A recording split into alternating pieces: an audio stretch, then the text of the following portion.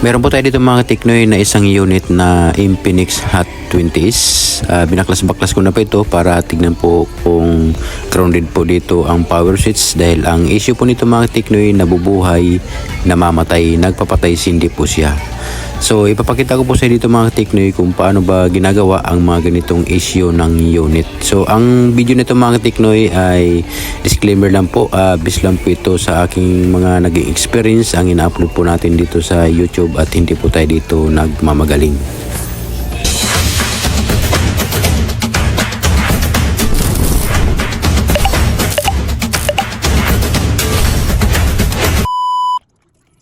So tanggalin muna natin dito mga Teknoy ang battery. Kailangan na po talaga dito maingat po tayo sa pagtatanggal ng battery para maiwasan po natin na masugatan po ang battery po ng ating unit, dahil pagka nasugatan po yan ay uusok po yan at maaari pong masunog po ang ating cellphone.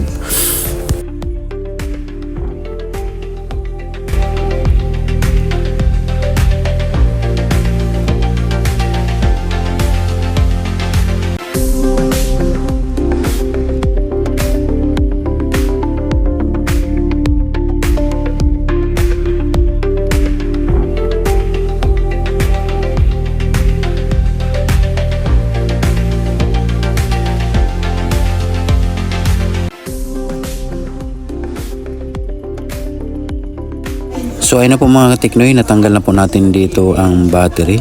Kailangan na po natin to gawa ng paraan ng mga ganitong kulubot-kulubot para maiwasan po natin na pagka sinalpak na po natin dito ang battery sa frame niya ay lapat po na lapat siya. Ito na po mga Teknoy ang pinaka BMS po ng battery, at siyempre dito po natin makikita ang pinaka fuse po ng battery.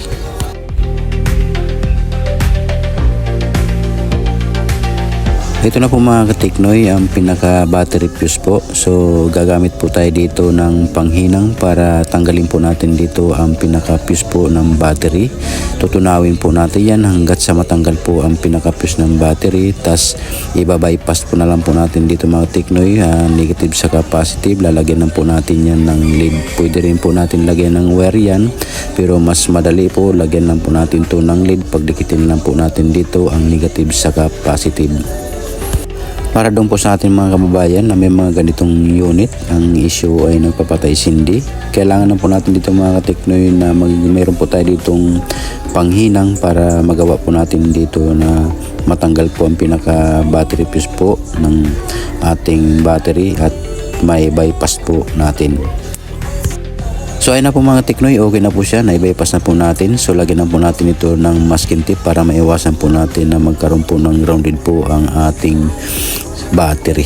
So ayan po, tingnan po natin dito mga Teknoy kung okay na po siya, kung nag-charge na ba siya ng normal, at siyempre kailangan na po natin ditong i-open ang ating unit kung magpapatay sindi pa po siya o hindi na, at sana tumuloy na po siya mga Teknoy.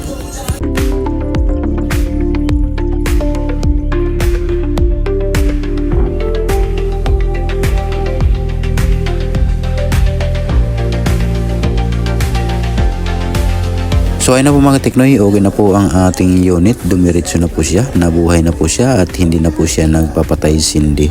So kailangan na po natin dito lagyan po ng double sided ang ating battery para hindi po siya nag-alog-alog.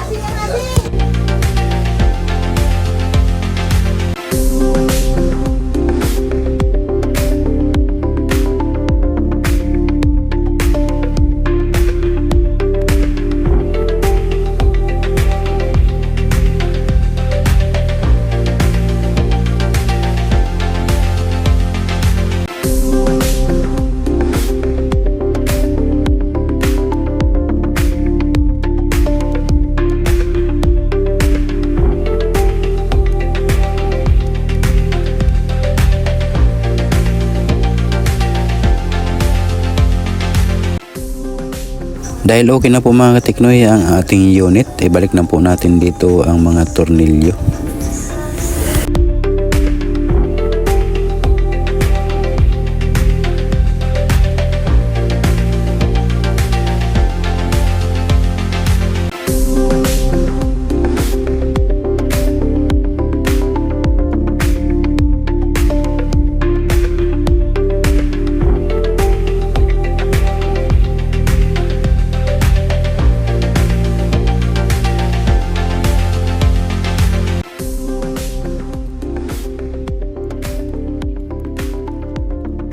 Okay na po mga katiknoy, nailagay na po natin dito ang mga tornilyo po ng ating telepono. At siyempre linisin muna natin dito ang pinaka back frame niya para pagka sinalpak po natin dito ang back cover niya ay lapat po siya na lapat at wala po siyang kaangat-angat. At siyempre ilagay na rin po natin dito ang pinaka-sentry po ng ating telepono. Sa mga ganitong unit mga katiknoy na ang pagka binabaklas po natin dito ang back cover niya, ito po ang nangyayari. Makikita nyo po, mapapansin nyo po yung back cover na yan. Meron po siya mga natanggal na po na pintura sa mga gilid-gilid. Kasi pag mga ganitong unit talaga mga katiknoy, hindi mo talaga maiwasan yung mga ganitong, ayan, nababaklas na po ang mga pintura ng mga gilid-gilid, lalo po siyang mga pangit. Pero sinasabi naman po namin mga katiknoy sa amin mga customer na yan po talaga ang mangyayari kung sakali man po binaklas po ang back cover po ng kanilang telepono, at yan po ang mangyayari na hindi po maiwasan yung natatanggal po ang mga pintura niya.